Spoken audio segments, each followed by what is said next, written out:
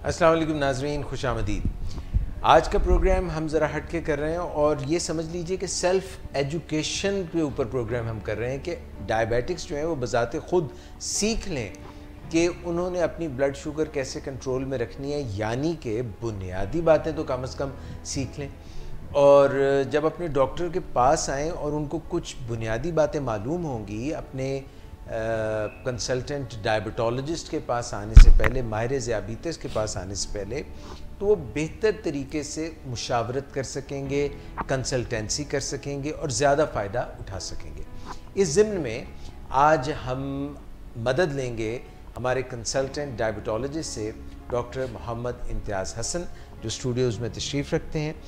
Doctor साहब, जो मैंने अर्ज़ की है अभी कि ये एक अच्छा आइडिया है कि हम एक एजुकेशन कर दें डायबिटिक्स की, कि वो जब आपके पास आएँ या किसी अपने माहिर ज़ियाबीतिस के पास आएँ तो उनको बुनियादी मालूमात तो पहले से हों अपनी ब्लड शुगर के मुतालिक, और फिर जो ऐसे सवाल हैं जैसे दवाइयों के मुतालिक हैं वो ख़ुद नहीं वो कर सकते हल, तो वो आपसे पूछें। मैं आपसे जवाब देने से पहले मिस नादिया शेख हमारे साथ तशरीफ़ रखती हैं, इनका भी शुक्रिया अदा करता चलो। तो ये बुनियादी हमारा आज टॉपिक है डॉक्टर साहब। बिल्कुल ठीक है, क्योंकि डायबिटीज़ का जो इलाज है ना,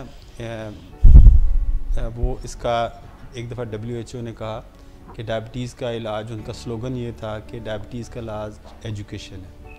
तो हमें उस वक्त सुन के बड़ी हैरानगी होती थी कि एजुकेशन से खाली कैसे हो सकता है, मरीज़ को तो इंसुलिन लेनी चाहिए, गोलियां लेनी चाहिए और ये करना चाहिए जी। जब हम इसकी प्रैक्टिस के अंदर इन्वॉल्व हुए तो ये पता चला कि अगर हम ये सारी चीज़ों की इंसाइट दे दें कि ये वॉक क्यों ज़रूरी है, आपको लाइफस्टाइल क्यों बदलना ज़रूरी है, आपको दवाई क्यों टाइम पे लेना ज़रूरी है, और जिस वक्त आपको इंसुलिन की ज़रूरत वो लेना क्यों ज़रूरी है, तो ये एजुकेशन है। अगर हम उसको ये एजुकेशन कन्वे कर देते हैं तो मेरा ख़्याल है कि जो डॉक्टर का काम बहुत आसान है, क्योंकि डायबिटीज़ को अब तो बीमारी तो समझा नहीं जाता, ये एक लाइफस्टाइल है, पैरेलल लाइफस्टाइल मैं इसको कहता हूँ कि एक मतवाज़ी तर्ज़ ज़िंदगी है, और ये वो तर्ज़ ज़िंदगी है जो नॉर्मल है, जो सबको अपनाना चाहिए। देखिए, अच्छी बात है, सबको अपनानी चाहिए, वॉक सबको करनी चाहिए, वक़्त पे खाना पीना सबको करना चाहिए, अपनी सेहत का ख्याल सबको रखना चाहिए, अपने वज़न का ख्याल सबको रखना चाहिए। तो अच्छा लाइफस्टाइल तो डायबिटिक लाइफस्टाइल हुआ ना। तो हम डायबिटिक पेशेंट को हम पेशेंट कह देते हैं, फ़र्द, हालांकि वो पेशेंट नहीं है, वो पर्सन है, डायबिटिक पर्सन है। तो हम वो उस लाइफस्टाइल पे हैं जो डायबिटिक फ़र्द जिस लाइफस्टाइल को, तर्ज़ ज़िंदगी को फॉलो कर रहा है, सबको चाहिए उसकी तकलीद करें, सबको चाहिए उसको कॉपी करें, और diabetic lifestyle is in real sense it's a healthy lifestyle. Doctor Imtiaz, ये फरमाइएगा कि हम डायबिटीज़ को मेटाबॉलिक डिसऑर्डर भी कहते हैं। मेटाबॉलिज्म जो होता है, मेटाबॉलिक या मेटाबॉलिज्म लफ्ज़, इसमें क्या होता है कि जिस्म के अंदर बहुत सारे रिएक्शंस, केमिकल रिएक्शंस, कीमियाई रिएक्शंस हो रहे होते हैं। एक चीज़ तहलील हो रही होती है, दूसरी में ये हार्मोन्स के लेवल पे भी हो रहा होता है, ये जो है एंजाइम्स के लेवल पे भी हो रहा होता है। इनमें अगर किसी चीज़ की कमी हो जाए या बिगाड़ हो जाए, जिसको डिसऑर्डर कहते हैं, तो फिर ये ऐसे मेटाबॉलिक डिसऑर्डर हो जाता है। देखिए, मेटाबॉलिज्म का मकसद ये है कि जो केमिकल रिएक्शंस जो जिस्म के अंदर हो रहे हैं, जिस्म जो इंसान का है वो उसका हर खुलिया, यानी खरबो अरब खुलियात या सेल्स हमारे अंदर मौजूद हैं। तो हर सेल बज़ाते ख़ुद एक फैक्ट्री है जो जिसके अंदर केमिकल रिएक्शंस हो रहे हैं, और उस केमिकल रिएक्शन दो किस्म के होते हैं। एक है एनाबॉलिज्म, यानी आपका जो चीज़ें बन रही है, नई चीज़ बन रही है, ये रिपेयर हो रही है, ये एनाबॉलिक प्रोसेस है। एक है कैटाबॉलिक, यानी टूट फूट रही है, वो उसका चल रहा है। तो दोनों में एक नॉर्मली एक बैलेंस होता है। क्या इसके हम ऐसे मिसाल दे सकते हैं, बड़ी सी मिसाल, कि जो हड्डियाँ हैं हमारे जिस्म की, ये बन भी रही होती हैं और भुर भी रही होती हैं? जी, साइमल्टेनियसली ये दोनों प्रोसेस चल रहे होते हैं, जिसमें ऑस्टियोपोरोसिस भी हो रही होती है, और उसके साथ साथ जो कुछ जो ऑस्टियोब्लास्ट सेल्स होते हैं वो बोन को डिपॉजिट भी कर रहे होते हैं, जो ऑस्टियोक्लास्ट होते हैं वो उसको घुला भी रहे होते हैं। तो ये दोनों प्रोसेस के अंदर बैलेंस होता है। बाज़ औक़ात ये होता है कि ऑस्टियोक्लास्ट यानी जो हड्डी को घुलाने वाले सेल वो ज़्यादा काम कर रहे होते हैं, इसलिए हड्डियों में बिगाड़ आ जाता है, बीमारी, कुछ बीमारियों के अंदर। तो जो हम बात कर रहे थे कि मेटाबॉलिज्म है, तो इस मेटाबॉलिज्म, इस केमिकल रिएक्शंस को कुछ चीज़ें कंट्रोल करती हैं। एक है नर्वस सिस्टम, हमारा दिमाग कंट्रोल करता है, और दिमाग के साथ जो दिमाग जो दूसरी चीज़ जिससे काम ले रहा था वो हार्मोन्स के थ्रू काम ले रहा होता है। जैसे हार्मोन्स उन चीज़ों को कहते हैं, जैसे एंडोक्राइन हार्मोन्स होते हैं जो उस हार्मोन को बनाने वाला उस किसी और जगह पे होता है और उसके असरात कहीं और मरतब हो रहे होते हैं। जैसे इंसुलिन एक हार्मोन है और ये बनता है लबलबे में है, उसके जो बीटा सेल्स हैं, और लेकिन इसका अमल लबलबे पे तो नहीं खाली हो रहा होता, ये आपके पूरे जिस्म में, मसल्स में, पट्ठों के अंदर और जिगर के अंदर जहाँ जहाँ ये हार्मोन्स पहुँचता है वो अपना अपना एक्शन दिखा रहा होता है। तो इसके लिए ये रतूबत को बराह रास्त खून के अंदर शामिल करता है, यानी उस नाली के थ्रू नहीं पहुँचाता उस रतूबत को। जो नाली के थ्रू पहुँचाते हैं उनको एक्सोक्राइन ग्लैंड्स कहते हैं, जो अपनी रतूबत को खून के अंदर शामिल करें ताकि खून जहाँ जहाँ खून पहुँचे ये अपना एक्शन कर सके। तो ये एंडोक्राइन हार्मोन का काम है। तो इंसुलिन एक एंडोक्राइन हार्मोन है। इस तरह ग्रोथ हार्मोन जो ब्रेन से बनता है वो आपकी ग्रोथ के लिए काफ़ी, थायराइड हार्मोन जो थायराइड ग्लैंड बनाता है वो भी उसके खून में रतूबत होती है। तो ये सारा सिस्टम एक कंट्रोल, क्लोज कंट्रोल में आपस में भी तालमेल है। देखें अब उसमें देखें सबसे जो तालमेल की एक बहुत अच्छी सादा सी मिसाल है कि इंसान के जो लबलबे के अंदर दो बड़े हार्मोन बन रहे होते हैं। एक होता है जो बीटा सेल इंसुलिन बना रहे होते हैं, और दूसरी किस्म के जो खुलियाँ हैं जिनको अल्फा सेल कहते हैं वो ग्लूकागॉन बना रहे होते हैं। इंसुलिन क्या करती है कि वो आपके शुगर लेवल को कम करती है। जो इंसान खून में जो इंसान खाना खाता है तो इंसुलिन का लेवल बढ़ जाता है, और वो जब वो ताकि जो ग्लूकोज का लेवल बढ़ा हुआ है उसको वापस कंट्रोल करके नॉर्मल लेवल पे ले आए। लेकिन जब जिस वक्त हम फाका कर रहे हैं, हम खाना नहीं खा रहे और हमारे जिस्म को ग्लूकोज की ज़रूरत है, हमें ग्लूकोज हम मिल ही नहीं रहा, क्योंकि हम खाना नहीं खा रहे, तो आपका जो ग्लूकागॉन हार्मोन है वो एक्शन में आ जाता है। वो जिगर से ग्लूकोज लेके वो खून के अंदर शामिल करना शुरू करता है। तो नॉर्मली एक बड़ा क्लोज बैलेंस तालमेल चल रहा होता है। तो अगर इनमें से कोई भी बैलेंस, अब डायबिटिक पेशेंट में क्या होता है कि उनकी इंसुलिन कम बन रही होती है, ग्लूकागॉन ज़्यादा बन रहा होता है अब नॉर्मली, जो चाहिए नहीं है। हमें तो चाहिए ये कि हमें दोनों में बैलेंस हो। जब ये तवाज़न गैर मुतवाज़न हो जाता है तो हमें कुछ बीमारी लाहक हो जाती है, जैसे डायबिटीज़ है। कि डायबिटीज़ में जो यही वजह देखी गई है, एक बहुत बड़ी वजह है कि उनके अंदर इंसुलिन सिक्रीशन होती है, कम होती है, होती तो है, कम होती है, टाइप 2 की बात करें। और ग्लूकागॉन जो अल्फ़ा सेल है वो बड़े हो जाते हैं, वो ज़्यादा ग्लूकागॉन बनाना शुरू कर देते हैं, यानी ग्लूकोज वैसे बढ़ना शुरू हो जाते हैं, इंसुलिन पहले नहीं होती। तो इसका नतीजा क्या निकलता है कि शुगर लेवल बॉडी के अंदर बहुत हाई। डॉक्टर साहब हो ये रहा होता है कि ब्लड शुगर तो लबालब भरी होती है, मगर जो आपने फैक्ट्रीज़ की बात की, खुलियों की बात की, उनके अंदर ग्लूकोज यानी ईंधन यानी खाम माल नहीं पहुंच रहा, ग्लूकोज नहीं पहुंच रहा, तो वो जवाब ऐसा वो पैगाम भेजते हैं अल्फ़ा सेल्स को कि यहाँ खून की कमी, हालांकि खून तो लबालब भरा है मगर फैक्ट्री से बाहर पड़ा हुआ है। देखिए बिल्कुल इसकी मिसाल, इसको और भी मैं सिंप्लीफाइड करके आपकी मिसाल को करूँगा कि अगर हम एक गाड़ी में अपने पेट्रोल का टैंक उसको फुल करा लेते हैं, हमने गाड़ी का टैंक फुल करा लिया और गाड़ी हमारी बड़ी अब लंबे जा सकती है, दूर फासला तय कर सकती है। लेकिन अगर उस गाड़ी के प्लग निकाल दिया जाए और पेट्रोल आपका भरा हुआ है और आपका टैंक भी है, आपका इंजन भी सही हालत में, लेकिन आपने प्लग को निकाल दिया तो स्पार्क नहीं ना, जलेगा नहीं, तो यानी जो उसकी डेस्टिनेशन है उस फ्यूल की, उस तक वो नहीं पहुंचेगा। ठीक है ना। तो नॉर्मली क्या कि पेट्रोल जो है जो इंजन के अंदर जाता है, स्पार्क होता है, उससे जो रिएक्शन होता है, कंबस्टन होता है, वो जलता है, तो उससे एनर्जी पैदा होती है, उससे वो इंजन को चलाती है। करेक्ट। तो प्लग एक मेन इशू है। तो इंसानी जिस्म के अंदर इंसुलिन एक प्लग का काम करती है। जब तक हमारे अंदर इंसुलिन मौजूद नहीं होगी, हमारे पट्ठों को ग्लूकोज नहीं मिलेगा, खून में गर्दिश करता रहेगा, पट्ठों को नहीं मिलेगा। तो इंसुलिन का बैन ही वही रोल है जो एक गाड़ी के अंदर प्लग का रोल है। बस ये आपको हमने कुछ बातें की हैं, पता नहीं मुश्किल थी कि आसान थी, मगर समझने के लिए की हैं बातें। जी।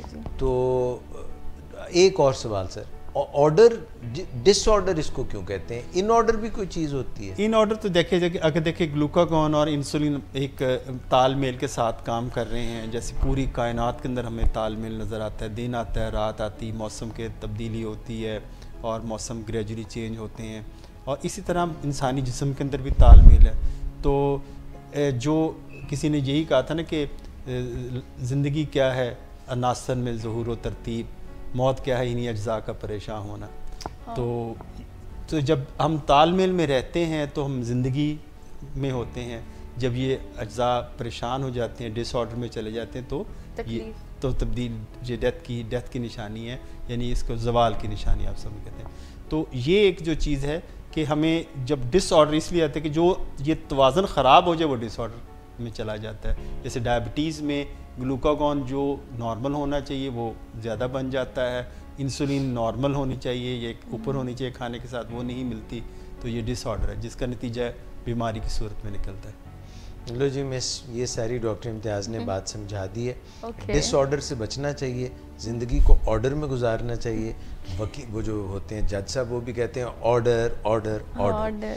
तो अब ऑर्डर में जो सवाल है जी जी सर, वो आप पूछना शुरू करें। जी बिल्कुल डॉक्टर साहब, सबसे पहला सवाल जो है वो ग्लूकोज सिस्टम के बारे में ही है कि बगैर डायबिटीज़, बगैर ज़ियापीतस, ग्लूकोज का सिस्टम जो है, ग्लूकोज सिस्टम कैसे वर्क करता है बॉडी? आम तौर पे नॉर्मली बॉडी में यानी कि बगैर डायबिटीज। देखिए इसमें अभी हम थोड़ा सा उसको मिसाल के साथ भी हमने एलेबरेट किया है। फॉर एग्जांपल मैं शुरू से कहता हूँ, हम खाना खाते हैं तो जो नशास्ता या जो चीज़ें हैं वो ग्लूकोज में अल्टीमेटली उनको जो ग्लूकोज में कन्वर्ट होती है, इंटेस्टाइन मैदे में जाता है, फिर इंटेस्टाइन में जाता है। जो ग्लूकोज जब ये खाना हमारा इंटेस्टाइन में पहुंचता है तो जो ही इंटेस्टाइन की जो वॉल को टच करता है ग्लूकोज आपका लेवल बढ़ता है, तो कुछ सिग्नल्स हैं जो नर्व्स के थ्रू जाते हैं, वो बीटा सेल्स को चले जाते हैं।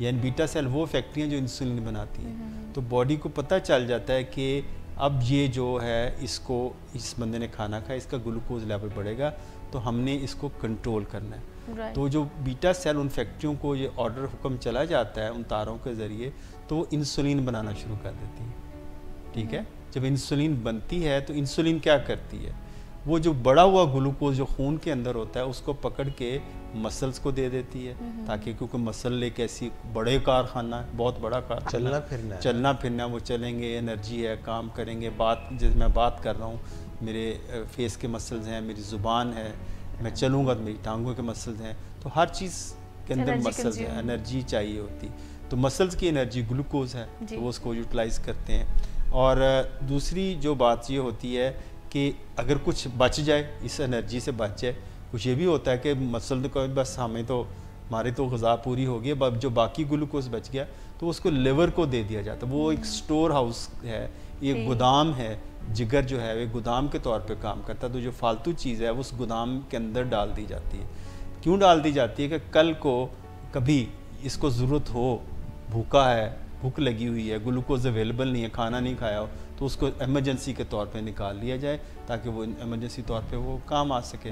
तो नॉर्मली ये सिस्टम बड़ा अल्लाह की तरफ से हमें मिला होता है, बड़ा क्लोजली चल रहा होता है। डॉक्टर साहब, मैं ये सवाल पूछना चाहूँगा कि ग्लूकोज खाने की कौन कौन सी अशिया में होता है? ग्लूकोज देखिए जितने भी कार्बोहाइड्रेट्स हैं जिसको नशास्ता कहते हैं, उसमें नशास्ते की दो किस्में, बहुत बड़ी किस्में हैं। एक है सिंपल कार्बोहाइड्रेट्स जिसमें ग्लूकोज है, प्लेन ग्लूकोज, आप लोग ग्लूकोज का वो शरबत बना के पी लेते हैं, ये सिंपल कार्बोहाइड्रेट्स हैं जिसको मोनोसैकेराइड्स भी कहते हैं। जो चीनी है थोड़ा सा उसके कॉम्प्लेक्स है, वो डाइसैकेराइड्स है, तो वो भी हम इस्तेमाल करते हैं। फिर एक तक कम्प्लेक्स कार्बोहाइड्रेट्स है, जैसे गंदम है, जौ है, मकई है, ये कम्प्लेक्स कार्बोहाइड्रेट, यानी इनके अंदर निशास्ता तो होता है लेकिन इसके साथ फाइबर के साथ जुड़ा हुआ होता है। यानी ये ग्लूकोज बढ़ाएंगे तो सही, लेकिन उतना नहीं बढ़ाएंगे जितना एक प्लेन ग्लूकोज, हम सादा ग्लूकोज वो बढ़ा सकता है। तो बिल्कुल इस तरह मिसाल है कि आप एक ग्लूकोज एक गिलास में घोल के पी लें और आप एक रोटी, आधा चपाती खा लें, तो जो आधी चपाती उसके अंदर फाइबर है तो वो ग्लूकोज के लेवल को उतना नहीं बढ़ाएगी जितना जो प्लेन ग्लूकोज का आपका पीना। तो नॉर्मली जो है कि ये तीनों चीज़ें हैं, एक मोनोसैकेराइड्स हैं जिसमें सिंगल मॉलिक्यूल है, फिर डाइसैकेराइड है जिसमें 2 मॉलिक्यूल जुड़े हुए हैं, और कम्प्लेक्स कार्बोहाइड्रेट्स हैं। तो हम डायबिटिक को यही प्रमोट करते हैं कि हमें कम्प्लेक्स कार्बोहाइड्रेट का इस्तेमाल ज़्यादा करना चाहिए ताकि वो शुगर लेवल को बढ़ाए ना, और एनर्जी भी हमें मिलती रहे।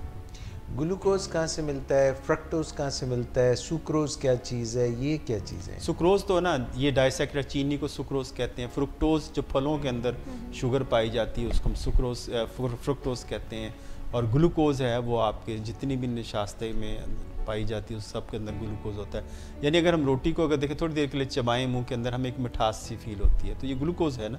तो उसके अंदर जो ग़िज़ा की होती है ये ग्लूकोज हमें वो रिलीज़ होना शुरू होता है, क्योंकि एंजाइम मुंह से शुरू होते हैं। जो एंजाइम इसको ग्लूकोज को इस रोटी को तोड़ना शुरू कर देते हैं, जो आपको ग्लूकोज रिलीज़ करना शुरू कर देते हैं। तो डॉक्टर साहब ये सब्जियों में और भी चीज़ों में होता है निशास्ता? और निशास्ता सब्जियों में है, फलों के अंदर है, अनाज के अंदर है। ये 3 मेजर सोर्सेज हैं। तो अच्छा, एक जो बॉडी के अंदर मेटाबॉलिज्म में एक बड़ी अजीब सी बात है, हम जिसके कहता है कि हम जो चीज़ अपनी ज़रूरत से ज़्यादा लेते हैं तो फैट में कन्वर्ट हो जाती है। राइट, ठीक है ना। जैसे अगर हम खाना ज़्यादा लेते हैं, अगर आपको 1 रोटी की ज़रूरत है तो अगर 2-3 लेंगे तो जो एक्सेस है वो आपके फैट की बॉडी में फ़ैट की शक्ल में होता है। तो ये सारे जो 3 किस्म के बेसिकली हम ग़िज़ाएँ खाते हैं। एक निशास्ता होता है, कार्बोहाइड्रेट जिसको कहते हैं, दूसरा प्रोटीन गोश्त से बनी हुई चीज़ें हैं, और तीसरा होता है जो चिकनाई की सूरत में। तो ये तीनों चीज़ें एक हार्मोनी के अंदर काम कर रही होती हैं, बैलेंस होती हैं। तो मिस जो है प्रोटीन्स और चिकनाई और ये सब चीज़ें जो है मिस बहुत आजकल डाइट कॉन्शियस हुई हुई हैं और ख़ुद भी सारा दिन इनके ऊपर काम, वेट भी काफ़ी कम किया, वेट भी कम हो गया है और इंटेलिजेंस भी बढ़ती जा रही है जैसे जैसे वेट कम हो रहा है। ये इन्वर्सली प्रोपोर्शनल। हाँ, अच्छा सर। हाँ। अच्छा, मुझे वैसे तो सर ये ज़रा बताइएगा चिकनाई के मुतालिक बताइए थोड़ा, और प्रोटीन्स के मुतालिक। जैसा जो प्रोटीन है ना, ये गोश्त से बनी चीज़। अच्छा, अगर जैसे हमने बहुत सारी बात, इससे पहले हम एक बात डिस्कस करते हैं जिसको हम फूड पिरामिड कहते हैं। फूड पिरामिड है जिसको मुसल्लस भी कहते हैं। पिरामिड एहराम मिस्र का आपने नाम सुना होगा, जिसका पिरामिड्स ऑफ हायरार्की भी कहते हैं। तो इस जो पिरामिड होता है उसके देखें एक ऊपर अगर देखें, ऊपर एक नोक होती है, नीचे ब्रॉड बेस पहाड़ी बनी होती है, पहाड़ी सी, जैसे आप समझें सादा लफ्ज़ों में। जो पहाड़ी की जो बेस होती है वो ज़्यादा फैली हुई होती है। जो हम चोटी की तरफ जाते हैं हमारा वो उसका साइज़ कम होता जाता है। तो जो निशास्ता है वो बेसिकली वो पहाड़ी की बेस है या पिरामिड की बेस है। यानी हमारी जो ग़िज़ा में 60 to 70% वो कार्बोहाइड्रेट्स होने चाहिए, और प्रेफरेबली जो है वो कम्प्लेक्स कार्बोहाइड्रेट्स हैं। थोड़ा सा ऊपर जाते हैं फिर वो प्रोटीन आ जाते हैं, फ्रूट्स आ जाते हैं, ये मिल्क प्रोडक्ट्स आ जाती हैं। जो उसकी चोटी है, जो बिल्कुल इतना सा हिस्सा बनता है, वो फैट्स के लिए। तो जो गोश्त है ये भी हमारी जिस्म का ग़िज़ा का हिस्सा है, क्योंकि जो इसमें 2 किस्म के गोश्त, जो प्रोटीन है उसका जो स्ट्रक्चरल यूनिट है वो अमाइनो एसिड्स हैं, जिसको अमाइनो एसिड्स कहते हैं। अमाइनो एसिड 2 किस्म के होते हैं, एक तो एसेंशियल और एक नॉन एसेंशियल। एसेंशियल होते जो आपके अंदर बॉडी बना लेता है। नॉन एसेंशियल वो बॉडी उसको बना नहीं सकता, आपको ग़िज़ा में लाजमी लेने पड़ते हैं। अच्छा। तो इसलिए प्रोटीन का इंटेक ज़रूरी है। प्रोटीन करती क्या है, क्योंकि ये स्ट्रक्चरल यूनिट, हमारा जिस्म प्रोटीन से बना हुआ है इसके अंदर, तो इसको प्रोटीन से हुआ है, और इसके अंदर जो ग्लूकोज है वो एनर्जी हमें ग्लूकोज से मिलती है, और फैट इसके जो फंक्शंस हैं, हार्मोन्स के अंदर फैट्स होती है, और बाकी जो सेल्स के अंदर कुछ स्ट्रक्चर्स हैं उनके अंदर भी फैट होती है। तो फैट भी एक ज़रूरी लाजमी जुज़ है। तो प्रोटीन हमें ये भी हमें चाहिए होती है ताकि जो टूट फूट जिस्म की होती है उसको भी कंट्रोल करें।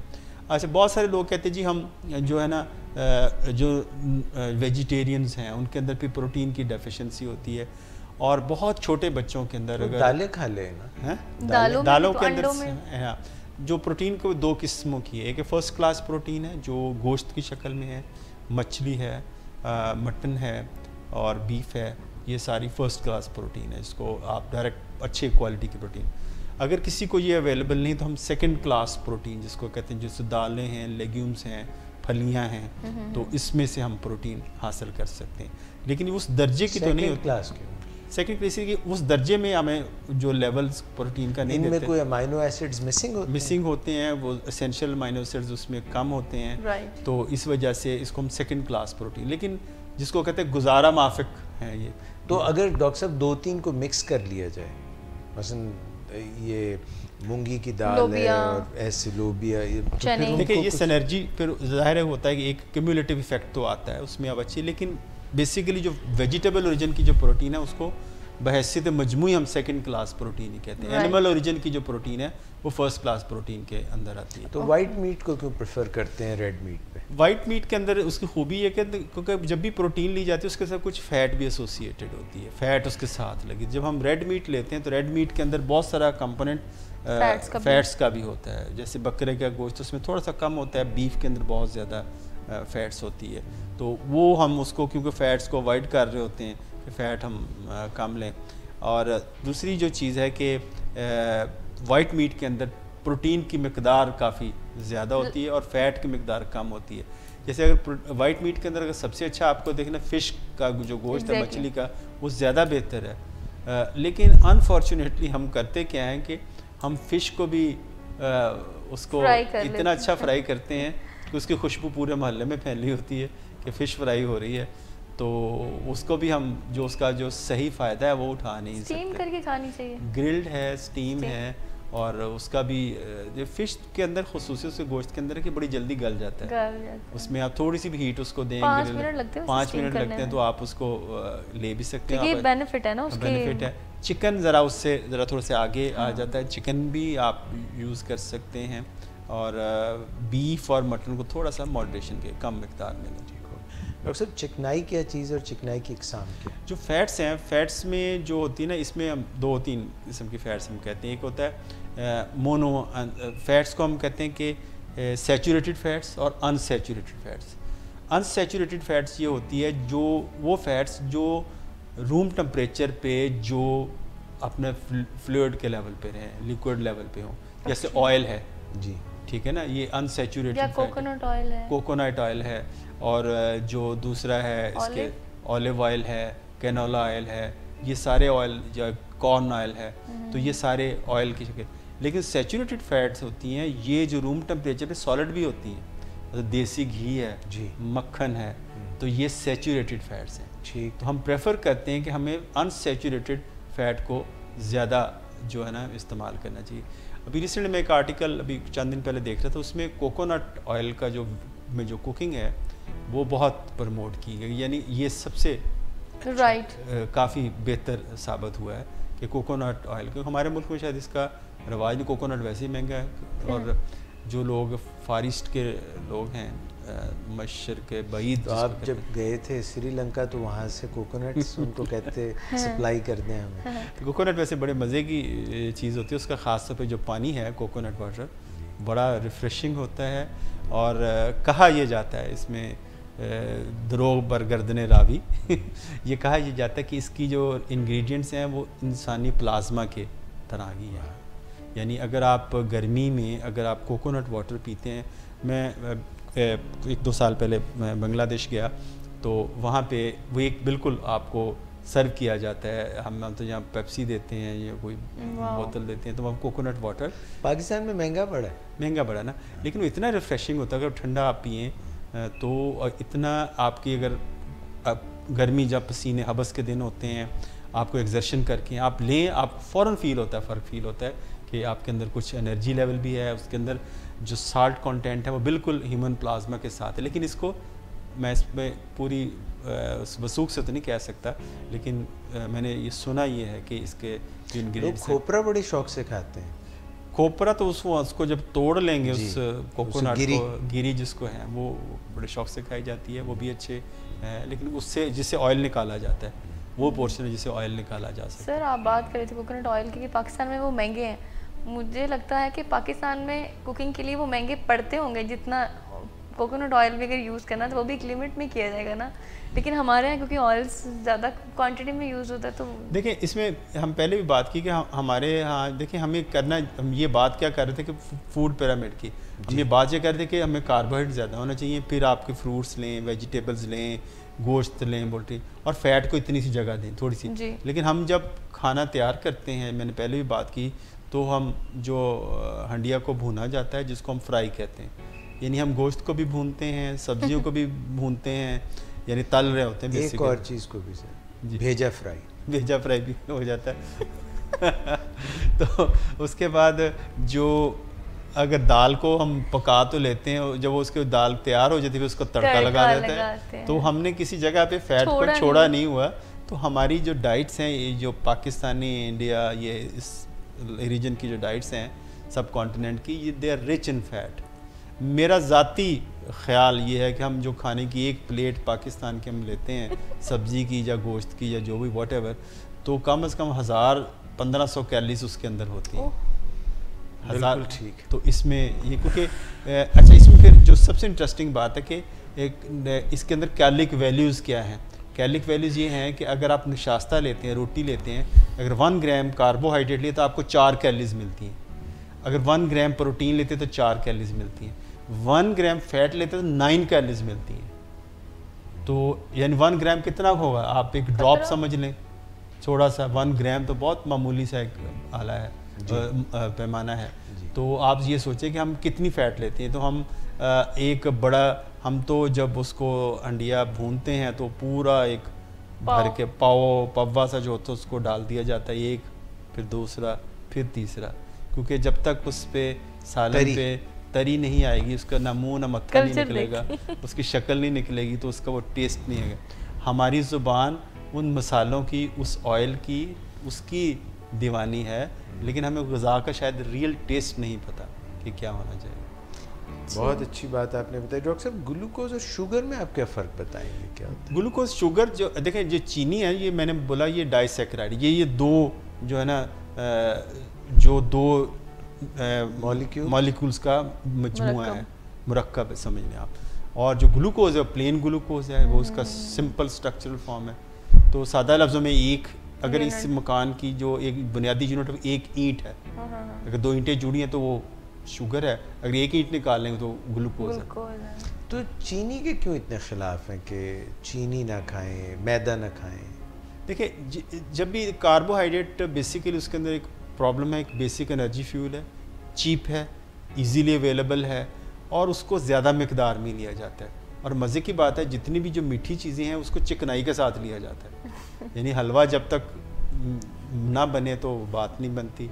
हम मीठे के टेस्ट को फ्रूट से लेने की कोशिश नहीं करते। हमें फ्रूट्स लेने चाहिए जो हमारा ज़ुबान जो मिठास मांगती है, तो वो उसको हम कहते नहीं, हलवा हो, और सर्दियों में गाजर का हलवा हो, और शब बारात पे सूजी का हलवा हो, और पेठे का हलवा हो, और ईद पे सेवइयाँ हों, उसके भी अंदर खीर हो, और शीर खुरमा हो।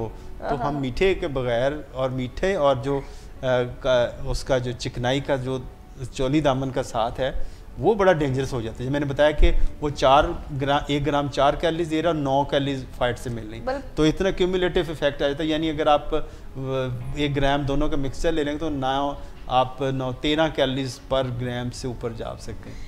सर, बल्कि कंपटीशन चल रहा होता है फैमिलीज़ में कि कौन क्या बना रहा है, हमने क्या बनाना है, और कितने डिशेस बनानी है, इतना कुछ चल रहा है।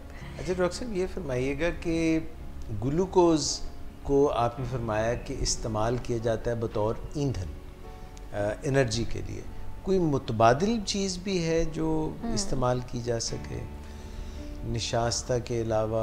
आपने प्रोटीन्स का जिक्र किया, इसमें ना मेरे ख्याल से अभी कभी हम बात करेंगे। आजकल एक जो चीज़ 2-3 डाइट्स हैं जिसको लोग यूज़ करते हैं। एक तो एटकिन डाइट बड़ी पुरानी है।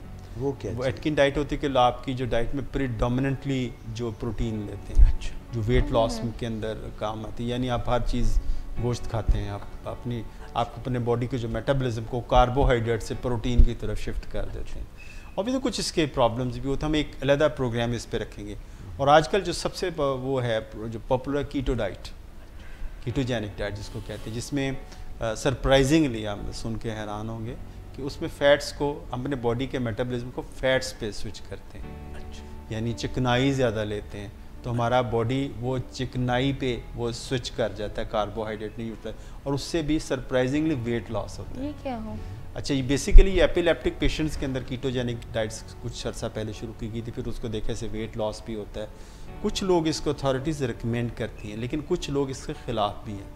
वो कहते हैं इससे premature corneal artery disease, heart का प्रॉब्लम हो सकता है, आपकी एथ्रोसिक्लोटिक प्रोसेस वो तेज हो सकता है। लेकिन वो कहते हैं ये क्योंकि आपका क्योंकि वेट लूज़ हो जाता है इससे, लेकिन बेनिफिट्स मिलते हैं। लेकिन हम इसको क्योंकि हम एक बड़ा मतकाजी है, बहुत सारे लोग क्वेश्चन भी करें कीटो डाइट्स क्या हैं, कुछ बगैर अपने डॉक्टर से मशवरे किए के बगैर कीटो डाइट शुरू कर लेते हैं, एटकिन शुरू कर लेते हैं। भी कौन से लोग हैं जिनको आप कीटो डाइट्स दे सकते हैं, या क्या इसके नुकसानात क्या हैं या फ़ायदे, हम कभी किसी एक प्रोग्राम के अंदर इसमें इस पे बात। बिल्कुल ठीक है सर। ये बताइए कि कौन से अज़ा जिस्म के ऐसे हैं जो बग़ैर इंसुलिन भी ग्लूकोज इस्तेमाल कर सकते हैं? देखिए ब्रेन फॉर एग्जांपल जो है, दिमाग को अल्लाह ताला ने ऐसा है कि दिमाग को आपके ग्लूकोज, दिमाग की जो ग़िज़ा है वो ग्लूकोज ही है। यानी आपने देखा हो कि अगर हमारे दिमाग को ग्लूकोज ना मिले, ऑक्सीजन और ग्लूकोज ये फ़ौरी तौर पे इफेक्ट करता है। देखिए उसमें अगर बहुत थोड़ी सी कमी अगर ग्लूकोज की होगी, हमें चिड़चिड़ापन हो जाता है, हमें लड़ाई झगड़ा करना शुरू करते हैं। थोड़ा सा और कम हम बेचैन, घबराहट शुरू हो जाती है, ठंडे पसीने आने शुरू होते हैं, आप चॉकलेट खाने की तरफ भागते हैं। तो अगर और ज़्यादा हो तो बेहोशी भी हो सकती है और फिट्स भी पड़ सकते हैं, तो शदीद कमी में। तो दिमाग की जो सोल ग़िज़ा है, फूड है, वो ग्लूकोज ही है। तो इसको हमें ये इसीलिए तो हाइपोस ज़्यादा स्केरी है, खौफज़दा कर देता है कि उसमें कुछ न्यूरोजेनिक सिम्टम्स भी आते हैं। तो और इसी तरह जो दिल ग्लूकोज नहीं इस्तेमाल कर, जो कार्डियल मायोकार्डियम के मसल हैं वो ग्लूकोज इस्तेमाल नहीं करते, वो फैटी एसिड्स को इस्तेमाल करते हैं सोर्स ऑफ एनर्जी। तो हर का जो सिस्टम है बॉडी के, वो मुख्तलिफ सोर्स ऑफ एनर्जीज को यूज़ करते हैं। रेड ब्लड सेल्स को भी ज़रूरत नहीं होती? रेड ब्लड सेल को नहीं, रेड ब्लड सेल पे ग्लूकोज लगता है जाके, उसके हीमोग्लोबिन और उसका आपस में बॉन्ड बनता है, जिसको हम हीमोग्लोबिन A1C कहते हैं। ये उसी बॉन्ड को हम मेजर कर रहे होते हैं कि वो कितना, मतलब हमने शुगर हमारे खून में ज़्यादा रही है तो वो जाके रेड ब्लड सेल ज़्यादा ग्लूकोज लगेगा, तो वो उस ग्लूकोज को हम मेजर करते हैं, जिससे हमें पता चलता है कि पिछले 3 से 4 माह की शुगर लेवल क्या रहा है। ठीक हो गया। अच्छा डॉक्टर साहब, ये चीनी ज़्यादा जो लोग खाते हैं इनको शुगर हो जाती है? नहीं, चीनी खाने से लोगों को बड़े एक मिथ, ये भी एक मिथ है कि लोग कहते हैं जी मैं चीनी खाऊंगा तो मुझे शुगर हो गई, या चीनी मैं बहुत खाता था मुझे शुगर इस वजह से हुई है।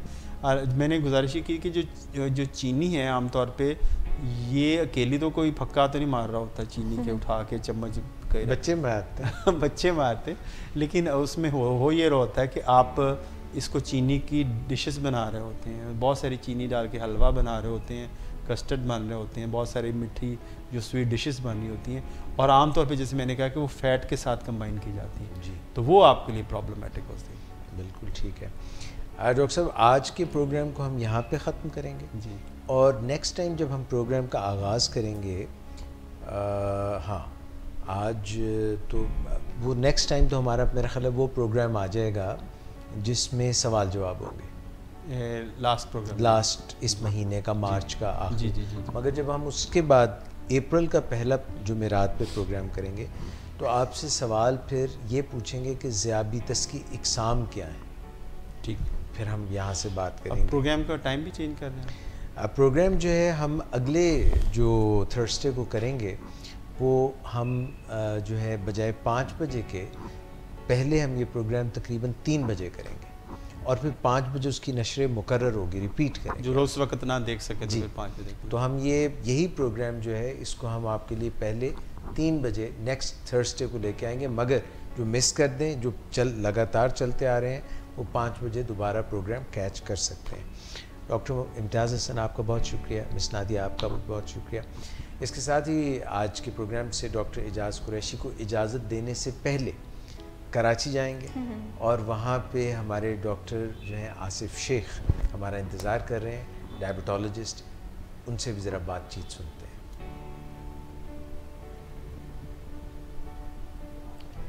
वेलकम बैक नाज़रीन। डॉक्टर आसिफ शेख की आपने बहुत ही काम की बातें सुनी और डायबिटिक्स इंस्टीट्यूट पाकिस्तान जहाँ पे भी आपको करीब पड़े, वैसे तो इंटरनेट पे फेसबुक पे मौजूद है, हमारी वेबसाइट भी मौजूद है, तो उस पर भी आप मालूमात हासिल कर सकते हैं, या फिर आप बनफ्स नफीस लाहौर में 71 जेल रोड पर तशरीफ़ ला सकते हैं डायबिटिक्स इंस्टीट्यूट पाकिस्तान में, और उधर नॉर्थ नाज़माबाद कराची में भी आप डायबिटिक्स इंस्टीट्यूट विज़िट कर सकते हैं। अपना बहुत ख्याल रखिएगा, फिर मुलाकात होगी नेक्स्ट थर्सडे।